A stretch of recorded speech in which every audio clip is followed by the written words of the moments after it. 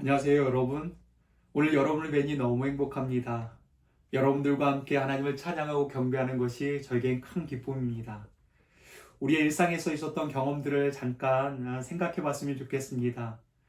고되고 바쁜 하루의 일과를 마치고 집에 돌아왔더니 누군가가 우리에게 따뜻한 말 한마디를 전해 주었을 때 여러분의 기분은 어떻겠습니까?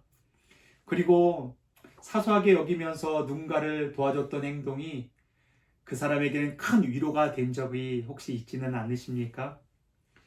우린 때때로 우리의 섬김이 무슨 의미가 있을까? 너무 사소해 보이고 별것 아니라고 여겨질지 모르겠지만 하나님께서 그 섬김을 기억하시고요. 영원한 가치로 빛나게 하신다는 것 여러분 기억하셨으면 좋겠습니다. 이것이 성경이 우리에게 전해주는 메시지입니다. 우리 집 앞에는 작은 공원이 있습니다. 가끔 그 공원에서 산책을 하지요. 그때 늘 와서 그 공원을 청소하시는 한 어르신을 배웠습니다.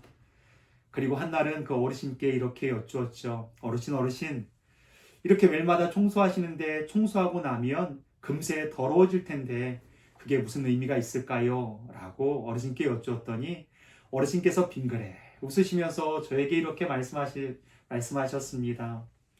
내가 이렇게 길을 깨끗하게 청소하고 나면 많은 사람들이 기분 좋게 이 길을 걸어갈 거라고. 그리고 아이들이 이 깨끗한 길에서 노는 것만 봐도 나는 너무 행복하다라고. 그리고 그 후의 것은 별로 생각하지 않으신다라고 얘기하시더라고요. 그런데 그분께서 맨 마지막으로 하셨던 말이 저에게 의미로 다가오게 되었습니다. 나의 이 작은 섬김이 또 다른 섬김으로 이어지지 않을까? 라고 했던 그 말 한마디가 저에겐 따뜻함으로 와닿게 되었습니다. 우리의 섬김도 이와 같지 않겠습니까? 이것이 눈에 보이지 않는 섬김이 된다 할지라도요. 하나님께서는 그 섬김을 영원한 가치로 반드시 이끌어 가실 것입니다. 빛나게 하실 것입니다. 저는 이에 관련해서 오늘 말씀을 전하면서 한 사람을 소개하려고 합니다. 한 사람.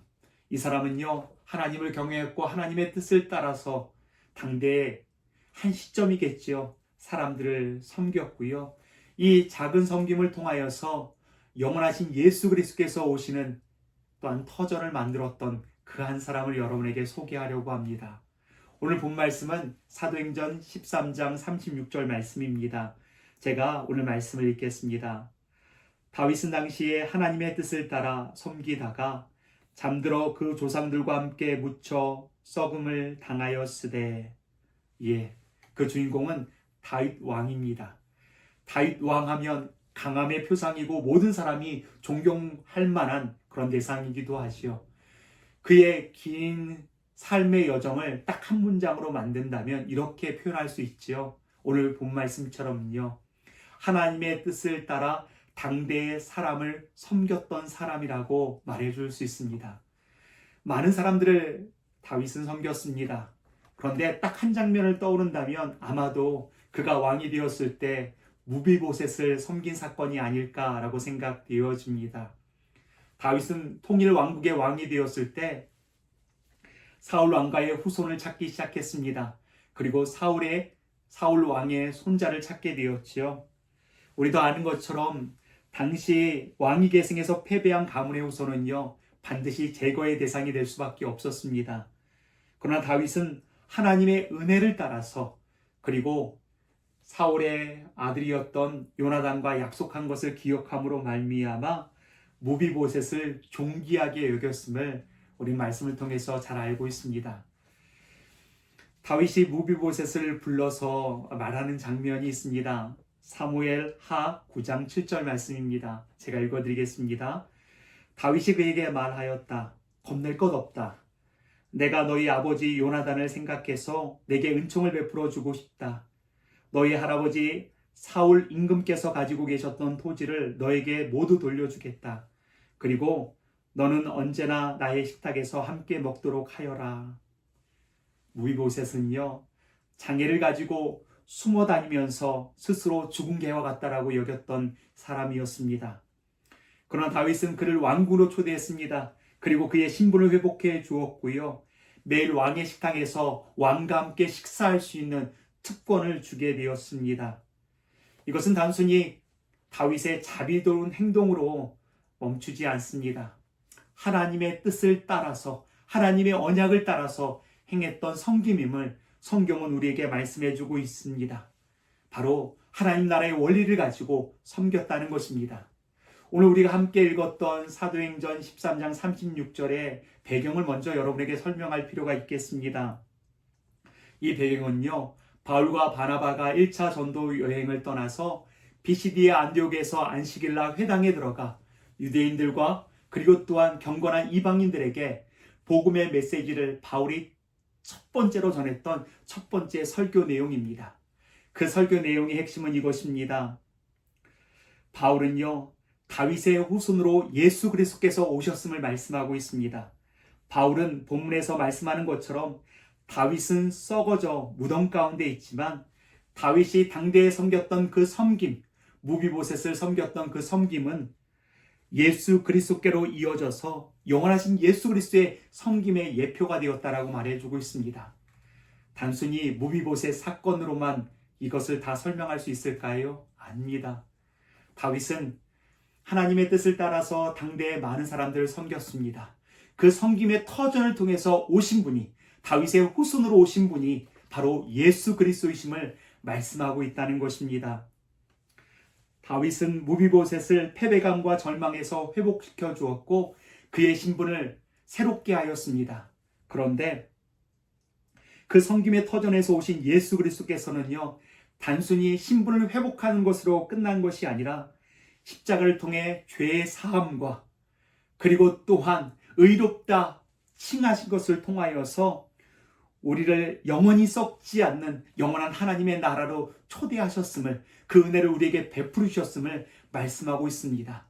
이것이 바울이 전하고자 하는 핵심 말씀이었다는 것입니다.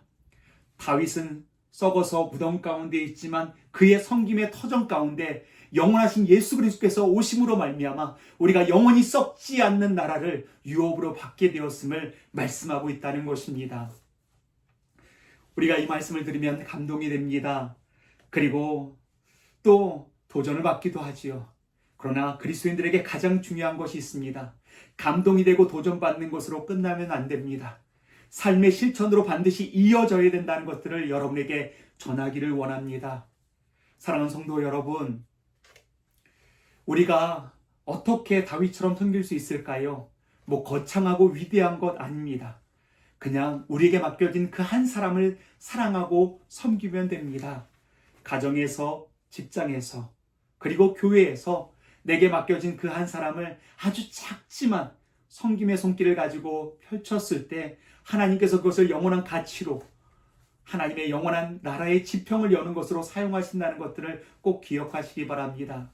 이에 관련해서 저의 작은 간증을 여러분에게 나누고자 합니다.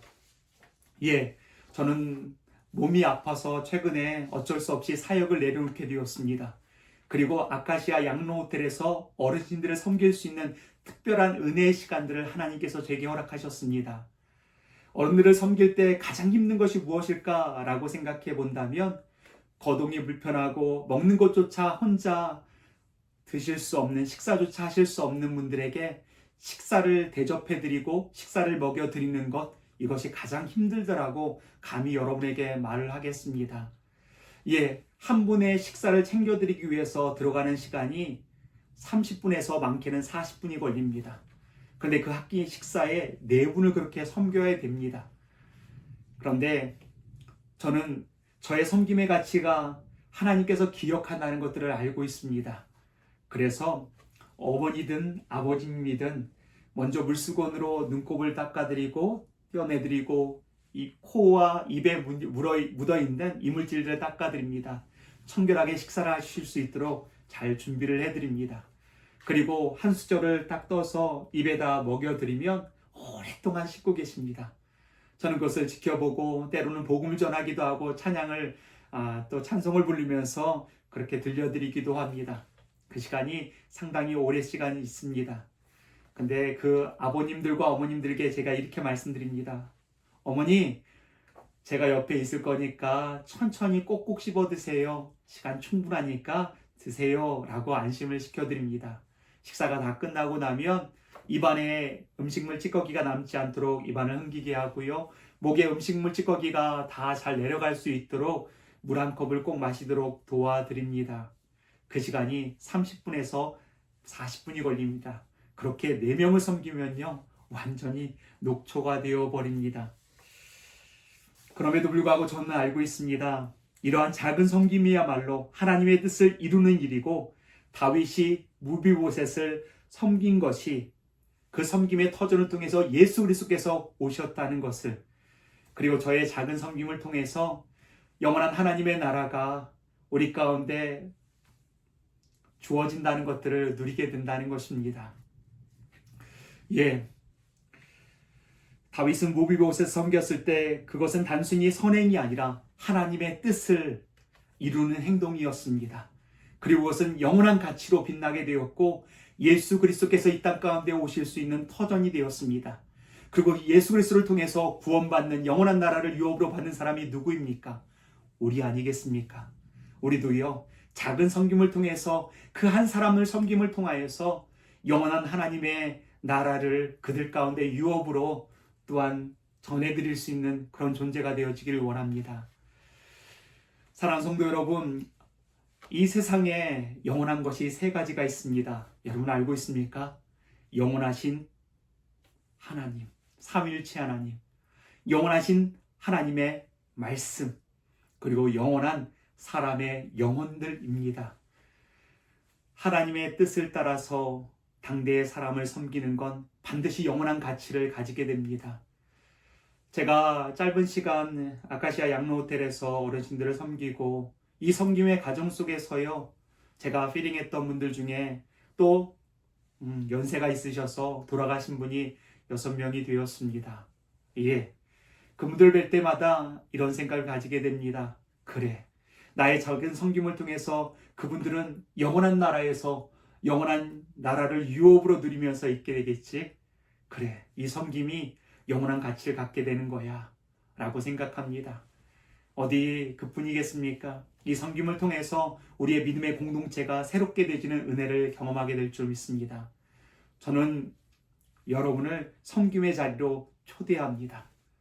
우리에게 맡겨진 그 한 사람을 아주 작지만 섬김을 통하여서 주님을 드러내기 원하고, 그리고 또한 하나님의 나라가 이 땅 가운데 이루는 그 역사의 주인공으로 쓰임받는 우리가 되어지기를 예수 그리스도의 이름으로 축원합니다. 기도하겠습니다.